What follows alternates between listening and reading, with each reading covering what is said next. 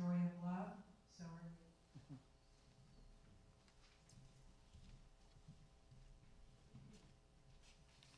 Good morning. Good morning. So, I almost always talk about the Bible when I come up here. It's even in the little blurb about the talk. So I thought we'd do something a little different today. And instead of talking about how the Bible is a story of love, that can be your homework. I want to talk about a story of love that's a little different. This is something I was inspired to do at the last minute. So this is actually a story I wrote many, many years ago that I just came across again recently. And it tied into something that my friend Michael said yesterday in a class we were doing together. We were talking about the Gita, which is an Indian holy book. And then I came across this story. So I want to share the story with you in just a moment. And I want to say that the story has some humorous little moments in it, so it's okay if you think they're humorous because they're meant to be.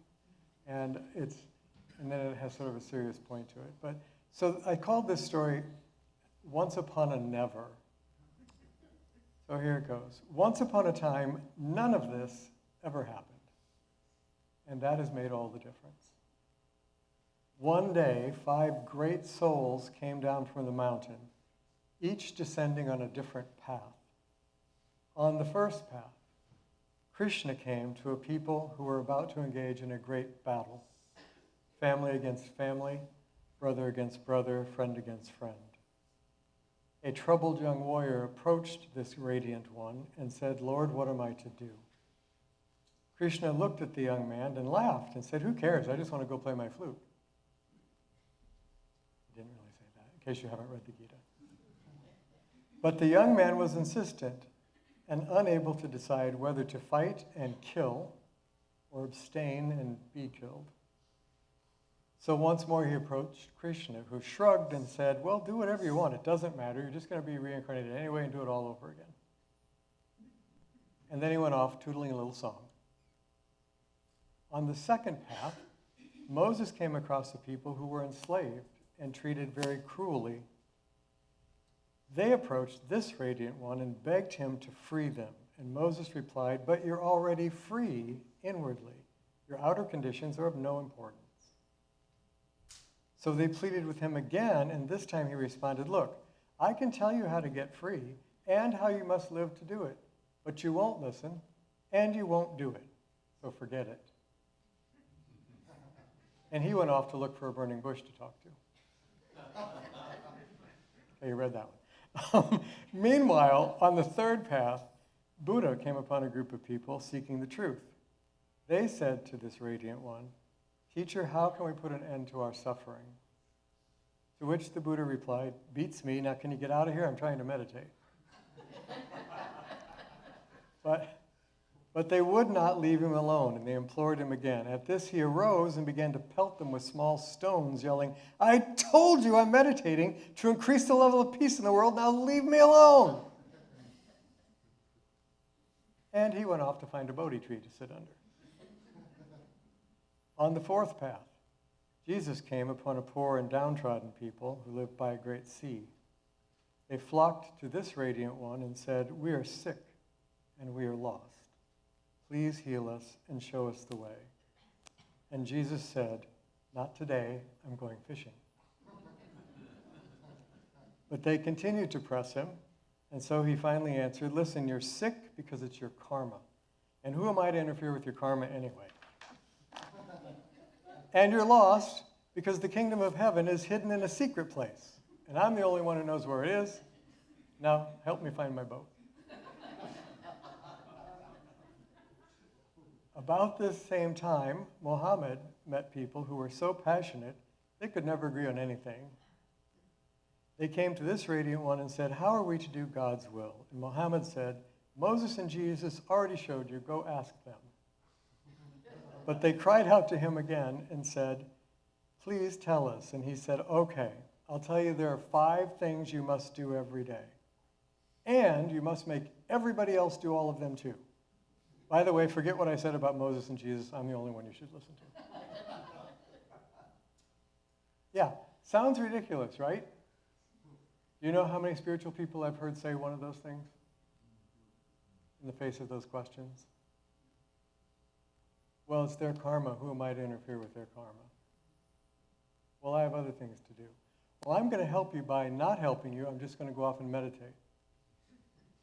That'll help everybody. And get me out of the problem of dealing with you. So we read something yesterday in the class Michael and I taught. It's called the letter of James. It's in the New Testament. James was the blood brother of Jesus by almost all accounts. He's also the one that took over the ministry after Jesus died. And in it, he taught almost the whole letter of James talks about what he calls true religion. And so you would think, being in the Christian New Testament and being the brother of Jesus, that true religion would have a lot to do with believing in Jesus. And there's nothing in there about that. True religion is taking care of people who are in need, of being kind to one another, of helping the widowed and orphaned and ill, of visiting people who are sick, of comforting people who are afraid, and doing it without any pride in the fact that you're doing it. That's true religion according to the brother of Jesus. And one of the things, I'm going to quote you again, Michael.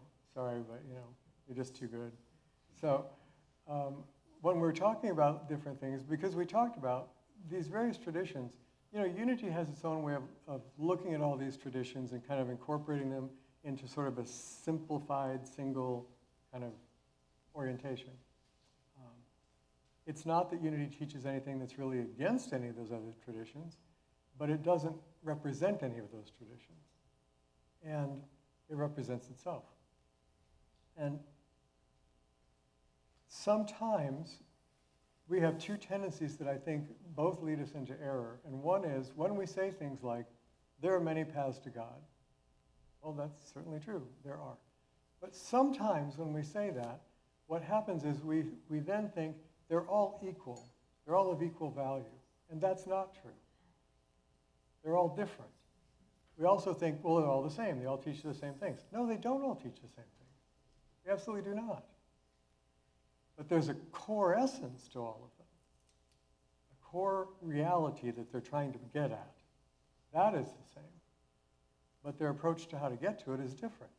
They're unique. They're unique to their culture and to their time. And they're unique to you. Does every religion have value? Yes. Are they all of equal value to you? No. Because some suit you and some don't. And there's nothing wrong with that. Why do you think there are so many religions?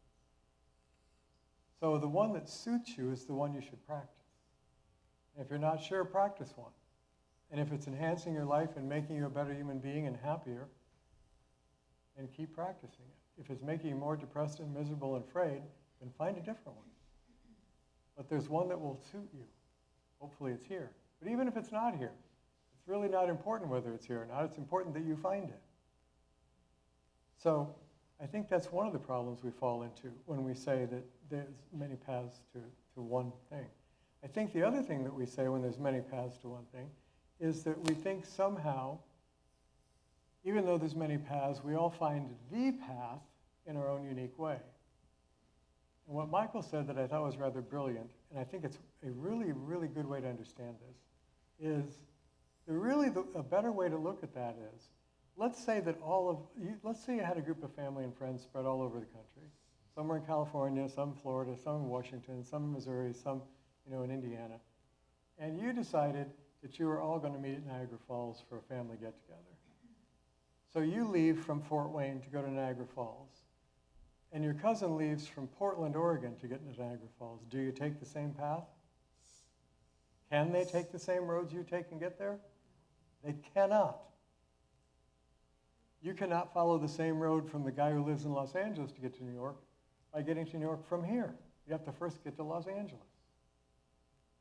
There is a path from wherever you are. But you don't have to find the path that I'm using to get there because you're not starting where I'm starting. Right? And I'm not starting where you're starting. Everybody here has a kind of common understanding that we're pointing to this reality we can't really talk about, that we call God, that's bigger than all the concepts we have about him. But we understand it's important. It's the core of everything. It's the essence of our life. It's our inner nature. We get all those things when we try to talk about them. But it's really big. And so when I approach that, I have a certain level of, today, I'm talking to you today, I have a certain level of understanding today. It's actually different than it was a week ago. It's different than it was yesterday. It's not contradictory to yesterday, but it's expanded from yesterday. And hopefully, a week or two from now, it's going to be more expanded. Hopefully, if I talk to you again in a few weeks, it will be a more expanded understanding. So that changes. And where I'm at in my understanding right now is not exactly where you are in your understanding. You may be miles ahead of me, or a few steps behind me, or right next to me, but you're not in the same place I am. So how I get there is going to be a little different than how you get there. Accepting that as true enables us to not try to control other people's approach to God. Doesn't it? Who's really in charge of whether you get there or not? Me? Wanda? Unity? Who's in charge of whether you get to God or not? Yourself. Do you know the way to get to God? Some are saying yes, some are saying no. Because some of us think we do, and some of us aren't so sure. My point. Yeah. We're in different places. Ultimately, the one who's in charge is the one who created everything to be the way it is. That's the one who's in charge, who created everything the way it is. So the idea of this, I think, is of this story I was trying to write. There's a little more to the story I'm going to read you here in a moment. But I think the idea is that when you hear about somebody like Jesus saying, you're too much hassle, I'm going to go fishing, or somebody, like Moses saying, I'd rather talk to a bush, or somebody, like Buddha saying, well, leave me alone, I'm meditating to make the world better. We don't think that that's realistic because they didn't act like that. And you're right, they didn't act like that. One of the things that's in the letter of James, by the way, that I mentioned already, he's specifically talking in there, and he says, if you come upon a person who is hungry or sick or cold or in need of thirst, they have thirst and they're in need of water. If you come on a person like that, and they're really, really starving, or they're really, really cold, and you say to them, I'll pray for you, brother, go in peace. What James says is, you've done nothing to help them. It's good that you pray for them, don't misunderstand. But when they're in front of you with a need you can address, and you do nothing and default to, well, I'll pray about it, you don't get it. Find one example anywhere in the Bible where any prophet or Yeshua did that. Where they walked away from somebody in need and said, well, don't worry, brother, I'll pray about you. None of them. None of them. So, because part of the idea is we don't just need to understand. And for so long, most of us have had this really desire to understand. And most of us have been taught that spiritual growth is learning to understand. And it's a great thing to understand. But that is not enough. Even the unity principles say that. It's not enough to know this stuff. You got to live this stuff. And that's a lot harder than knowing about it. At least for me it is. It's a lot more challenging. When I'm thinking about my own understanding, it's just me. I'm here in my safe little mental space, and I'm thinking about all the little things I read. Ooh, I like this part. Ooh, I don't like that part. And yes, I think that's true. No, I'm not so sure that's.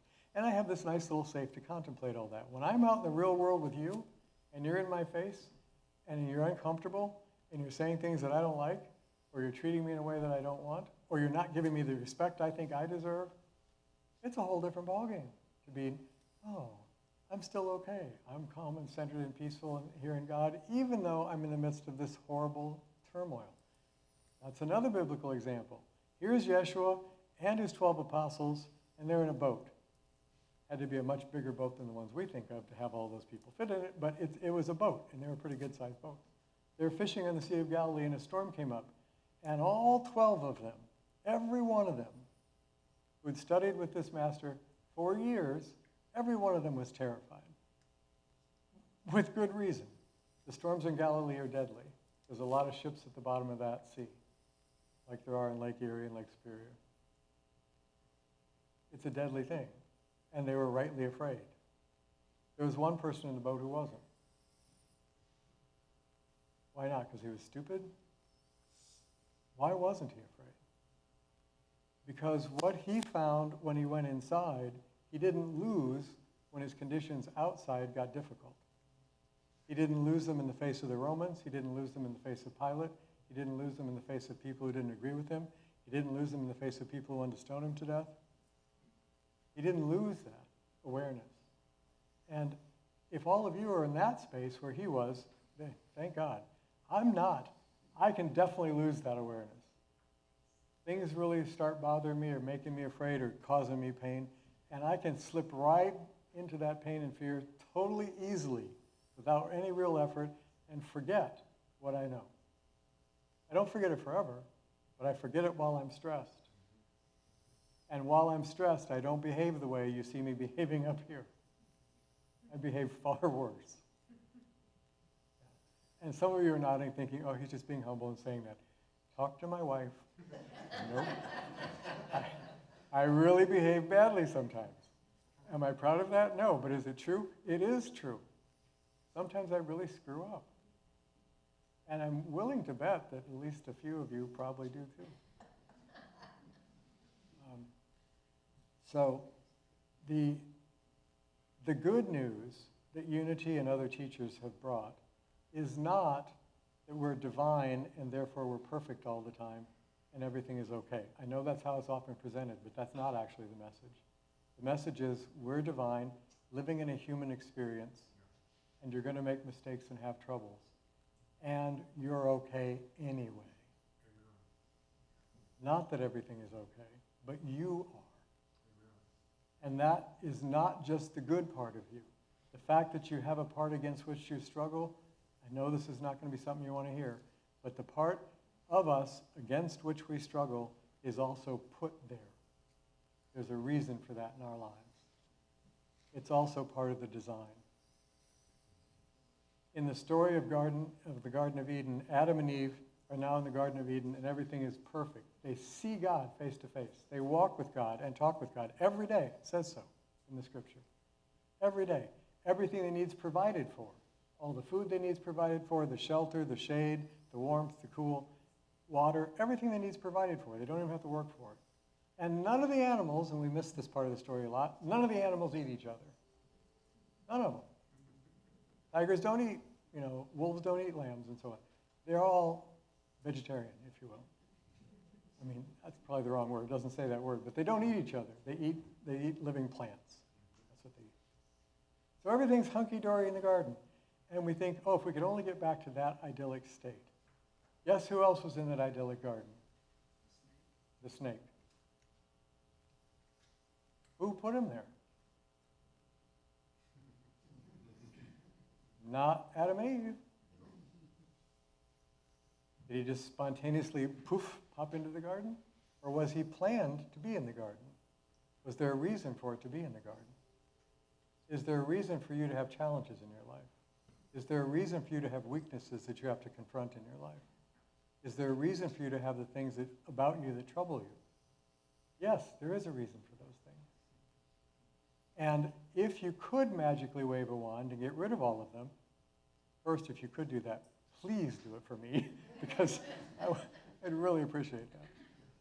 But the truth is, I believe, the truth is, if we could magically make all those go away, it wouldn't be what we think it would be. Because so much of our sense of well-being and confidence and faith in life comes from our ability to have found that strength within to rise to those things. And often we don't find the strength we have inside until we need to rise to it. So there's a reason for all of this. And part of the unity teaching is, if it's really a unity teaching, you can't have a unity teaching saying this is all one, except all this stuff you don't like. Just ignore that. That's not part of the one. Only the good stuff's part of the one. Everything else about life is difficult. That was just kind of a mistake. Just don't look over there, hide that behind something. That's not part of the one. Is there oneness or is there not oneness? And if there is, then everything you experience is part of that oneness. Does that make sense to you? It does to me. So I'm not saying we have to be delighted about that, but I'm saying we can begin to trust that there's a reason life is designed the way it is, and that we're unfolding the way that we're designed to unfold. There's a Persian poet named Hafiz that you may or may not have heard of. He's kind of a Rumi-like guy, but he's not Rumi, he's Hafiz.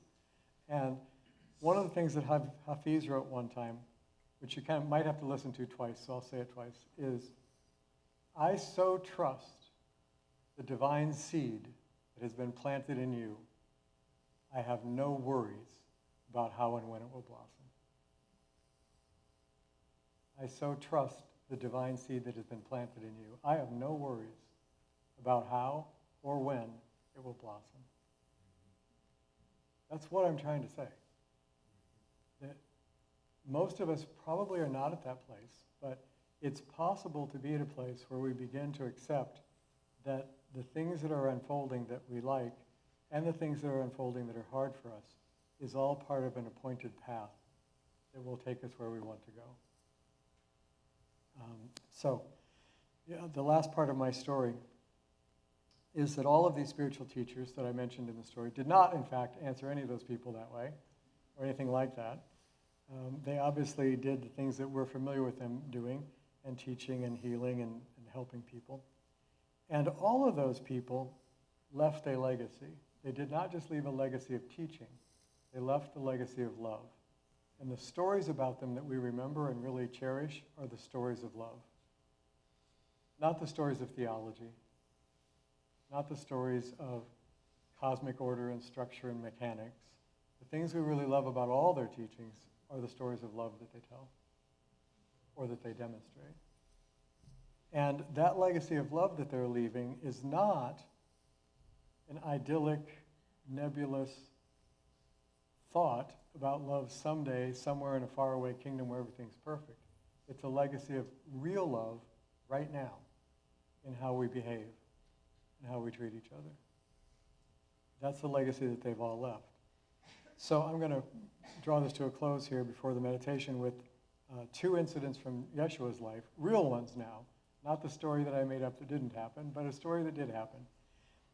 There's a very well-known section in the New Testament, actually it occurs in multiple places there, but there's a story that is repeated in the New Testament about a young man that comes up to Jesus and says, what must I do? In one case it's phrased, what must I do to inherit eternal life? And in the other case it's phrased, what must I do to enter the kingdom? And after that, Jesus says some certain things. And what he says after that are usually what's quoted when people talk about it. He says, you know the commandments. He doesn't say, here's what he doesn't say. He doesn't say, believe in me. He never says that in answer to that question. He says, you know the commandments. Keep the commandments. And the story goes on from there. But what hardly anybody quotes is the text before he says anything. So I'm going to tell you what that text says. So when the young man says that he wants to know how to enter the kingdom and have eternal life, the first thing that the text says after that is, Jesus looked steadily at him, loving him. That was the answer, not the words that came after it. The second incident is a different person in a different part of the New Testament. It's a leper, actually, who's in pretty miserable shape, impossible shape. I mean, there's nothing in that day and time that could heal this. And it was a horrific thing. So he comes to Yeshua and says, I know you can heal me. Well, it wasn't possible for him to be healed, but he believed Yeshua could do it. So he comes to Yeshua and says, I believe you can heal me. if you are willing. That's how it's put to him. I know you can heal me if you are willing.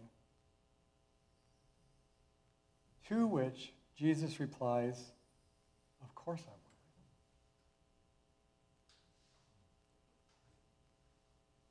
willing. I would like to tell you that when you come to me with a need that I can help you with, and say, I know you can help me with this if you're willing, I would like to tell you that I will always say to you, of course I'm willing. But the truth is, sometimes I wouldn't. Sometimes I would say I don't feel well enough. Sometimes I'd say I'm too busy. Sometimes I would not pay enough attention to what you were saying to really grasp that you needed something. Sometimes I'd be oblivious to it. Sometimes I'd be caught up in my own drama. But he wasn't. And he was willing. And I think that part of our entrance to the kingdom is our willingness to be of service to those who come to us and to be willing. And the second part of being willing to get into the kingdom is, or being able to get into the kingdom, is our willingness to face where we failed and start over. Not give up and lay in the dust.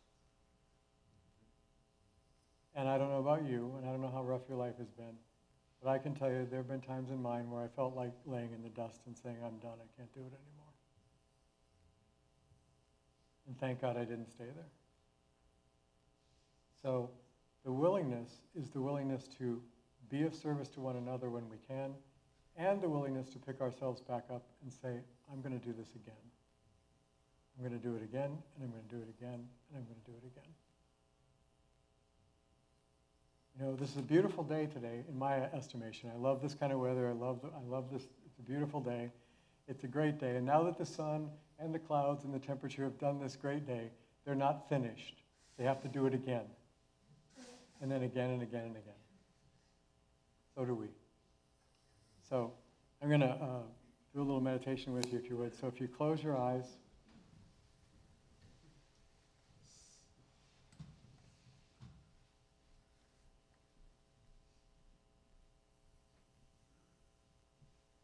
And I want you to just think back for a moment.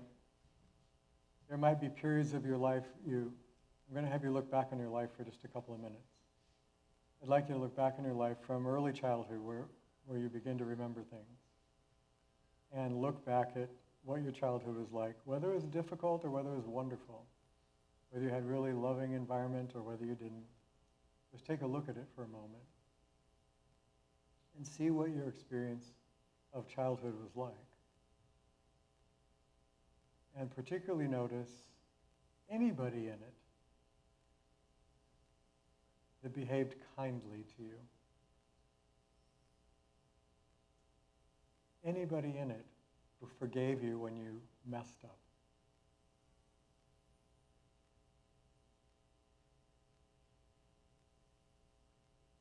Just move forward to your young adolescence and take a look at that phase of your life and what you experienced there. And probably it'll be a mix of wonderful things and not so wonderful things. Whatever it was, just take a look at it. Not a judgmental look at it, just a look. What was the experience as a young adult for you? Possibly learning about and engaging with the opposite sex, possibly beginning to look toward a career or a livelihood, possibly having a lot of freedom, possibly not having a lot of freedom, whatever the situation was. And again, who was there that was kind to you? Who was there that demonstrated to you that there was a value to being kind? And that there was an importance in being willing to forgive, because everybody you care about will make mistakes. And so will you.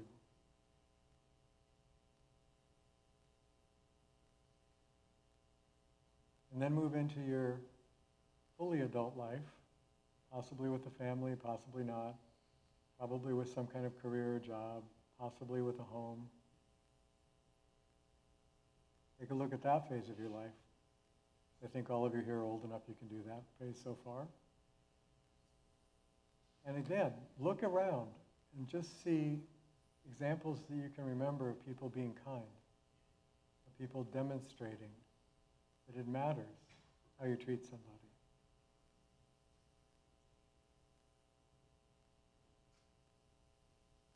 And then move into whatever current phase of life you're in right now. And if you're as old as me, things will have changed. Your family's probably grown in somewhere else. Things may have changed in your housing, probably in your job, maybe retirement, who knows.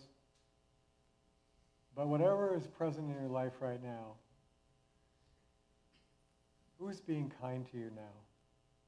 Who's being patient with you? Who's willing to forgive you?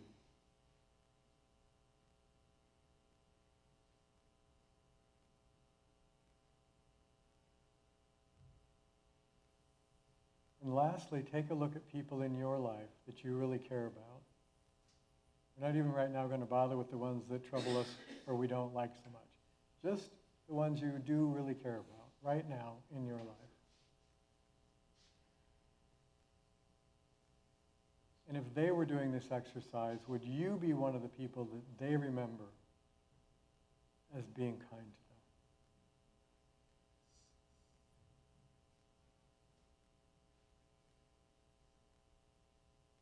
them? As forgiving you when you hurt them, by your neglect or your words or whatever it might be.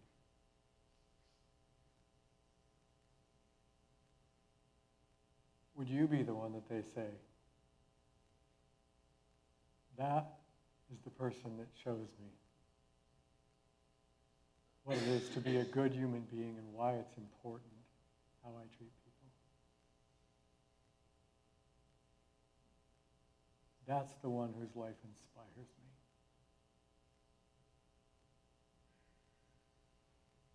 To keep working to be better and to reveal more and more of my divine nature.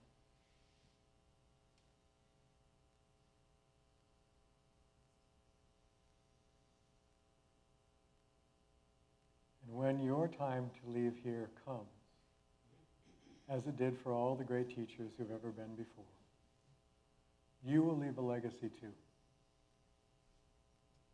Probably not a worldwide one where everybody knows your name, but a legacy among your family and friends, among your world. And somebody will remember that legacy and be changed because of it. So what is the legacy we are building? And what will we leave to those who come after us?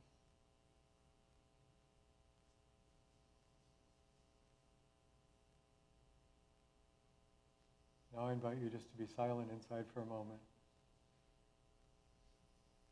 and notice that your life really is a story of love.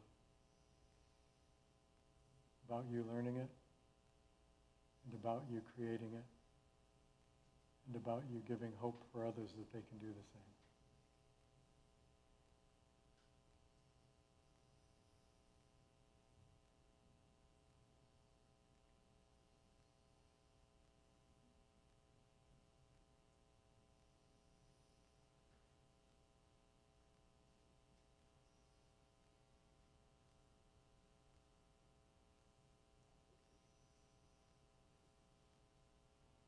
I thank you, Lord, for this community, for this group of souls, for this holy place in which your Spirit continues to instruct us and uplift us and heal us and give us the opportunity, time after time, to begin to live up to the image that you have placed within us.